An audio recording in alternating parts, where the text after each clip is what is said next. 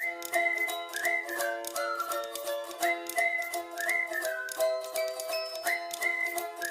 Friends, welcome back to my channel. तो आज की वीडियो है स्विट्ज़रलैंड शेंगन वीज़ा की अप्रूवल पे। शेंगन वीज़ा अप्रूव हुआ है और इसके ऊपर इनकी प्रोफाइल पे बात करेंगे, इनकी ट्रैवल हिस्ट्री पे बात करेंगे और कौन कौन सी कंट्रीज़ आजकल शेंगन में वीज़ा दे रही हैं, रेशो किन की अच्छी चल रही हैं।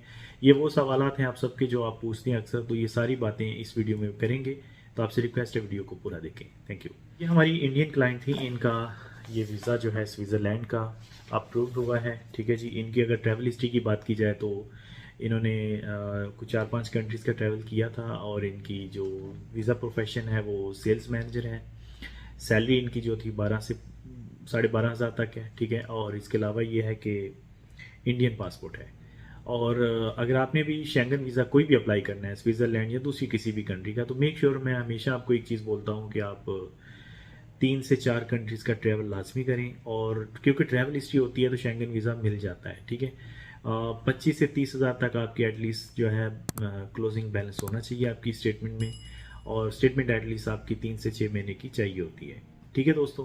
वीज़ा प्रोफेशन बहुत मैटर करता है, ट्रैवल हिस्ट्री भी मैटर करती है और बैंक स्टेटमेंट भी मैटर करती है। क्योंकि शेंगन वीज़ा या जो भी बड़े वीज़े आप अप्लाई करते हैं, ये 2 से 3 चीज़ें जो है वीज़ा ऑफिसर लाजमी देखता है।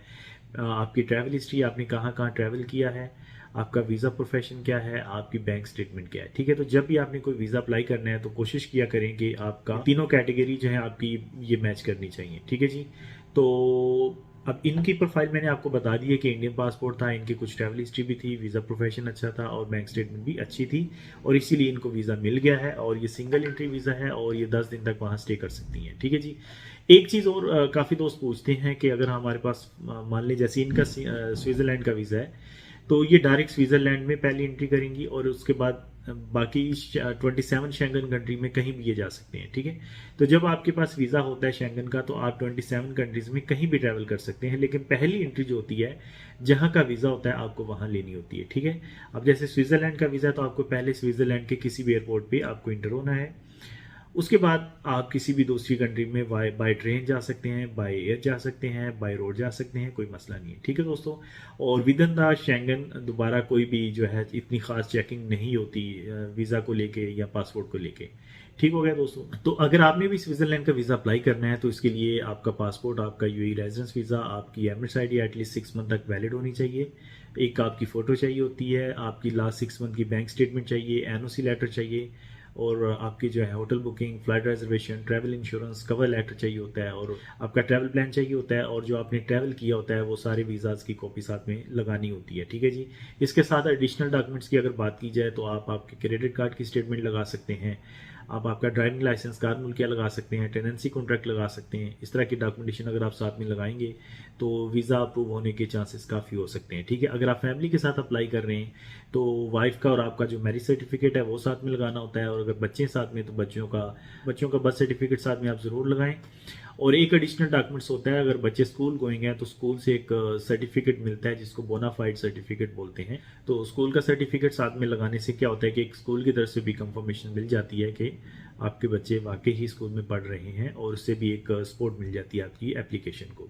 तो दोस्तों, जब भी आपने शेंगन वीज़ा अप्लाई करना है तो 3 से 4 चीज़ें लाजमी अपने जेहन में रख लें।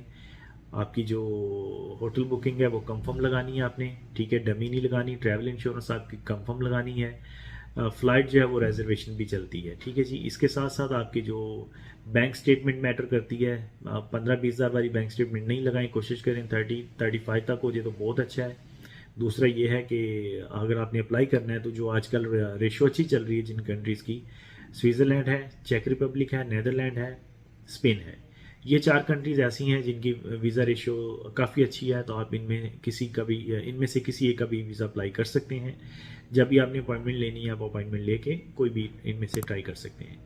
और अगर आपको फ़ाइल बनवानी है तो आप मेरे ऑफिस आ सकते हैं या मुझे कॉल कर सकते हैं।